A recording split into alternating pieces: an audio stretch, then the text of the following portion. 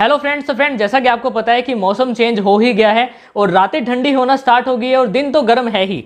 तो ये जो मौसम जो चेंज जो हुआ है ये आपके डॉग की बॉडी के ऊपर, आपके पपी के ऊपर, आपके किटन के ऊपर बहुत ज़्यादा ही इफेक्टेड रहता है। अब इस बदलते मौसम के चलते आपके डॉग की बॉडी के अंदर बहुत सारे चेंजेस आने स्टार्ट हो जाते हैं। आपको नजर आएगा कि ऐसा लगेगा कि डॉग को फीवर हो गया है या डॉग का टेम्परेचर अप डाउन कर रहा है, डॉग एक्टिव नहीं है। तो बेसिकली इन प्रॉब्लम से बचाने के लिए हमको एक फर्स्ट एड अपने डॉग को देनी है।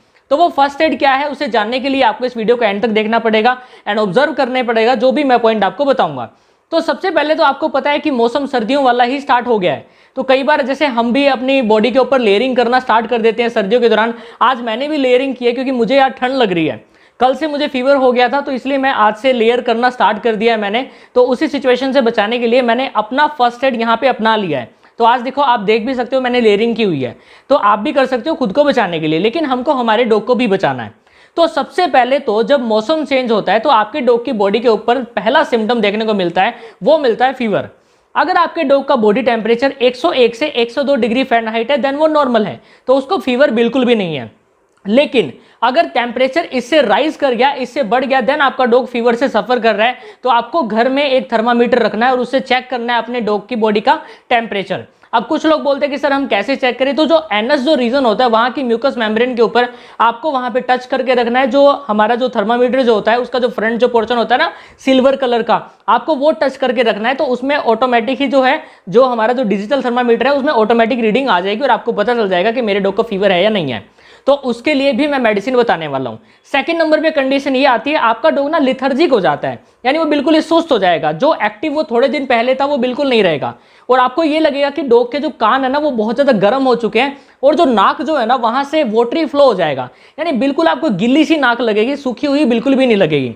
यानी ऐसा भी लग सकता है कि आपको वहां से पानी आना या बेसिकली डिस्चार्ज आना स्टार्ट हो सकता है। आपका डॉग इमेशिएट होता जाएगा बिकॉज उसकी जो एनोरेक्सिया का एक शिकार हो चुका है। वो एनोरेक्सिया मतलब क्या होता है? Loss of appetite.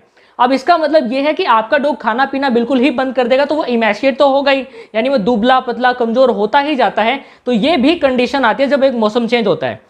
जब एक मौसम चेंज होता है तो आपका जो डॉग है वॉमिटिंग जरूर करता है, भले ही वो झाग वाली करे या जो भी आप उसको खाना खिला रहे हो वो दोबारा से उसको बैक ही क्यों ना निकाल दे।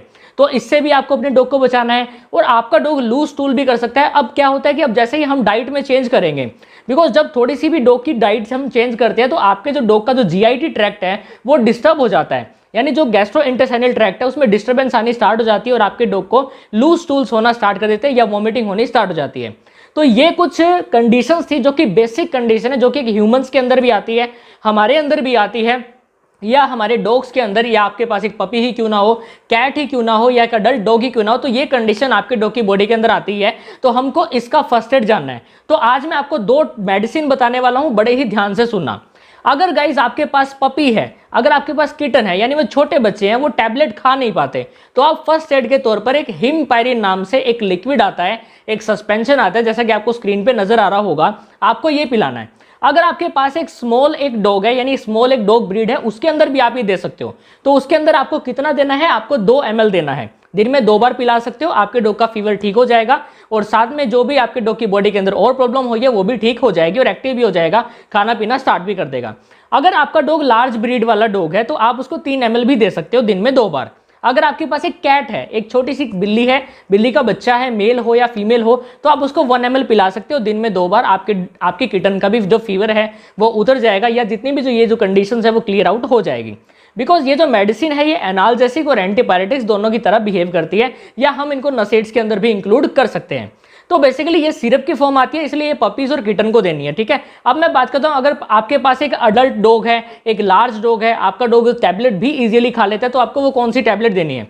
जैसा कि आपको स्क्रीन पे नजर आ रहा होगा, मेटाफ्लेम 2.5 mg करके ये जो टैबलेट आती है, बेसिकली इसके अंदर जो साल्ट है मेलोक्सिकैम है, जो कि एंटीपायरेटिक्स है, और साथ में इसको हम नसेड्स के अंदर भी इंक्लूड करते हैं, और साथ में एंटीपायरेटिक्स होने के साथ साथ ये एनाल्जेसिक भी है, पेन किलर भी है। और ये आपके डॉग की बॉडी के अंदर 100% रिजल्ट प्रूफ करती है। ये एज ए फर्स्ट एड बता रहा हूं मैं, अपने घर पे मेडिसिन ला के रख सकते हो, जब भी इमरजेंसी हो आप ये अपने डॉग को दे सकते हो। आपके डॉग की बॉडी में जैसे ही वेदर से चेंज हुआ है, जो भी ऐसा रिएक्शन नजर आएगा, तो उसके अगेंस्ट ये जो मेडिसिन है बहुत अच्छा काम करेगी और रिजल्ट जरूर मिलेगा। आशा करता हूं जो मैंने आज आपको इन्फॉर्मेशन दी है आप अपने डॉग के ऊपर जरूर अप्लाई करेंगे और फर्स्ट एड के तौर पर इन मेडिसिन का यूज करके अच्छा रिजल्ट पाएंगे। Thank you so much for watching this and please do like, subscribe, comment and share. और एक बात और ध्यान रखना, आज शाम हम लाइव मिलेंगे, तो जल्दी से जल्दी जितना ज्यादा पॉसिबल हो सके आप लाइव में जरूर जुड़ना। Thank you so much. जय हिंद, जय भारत।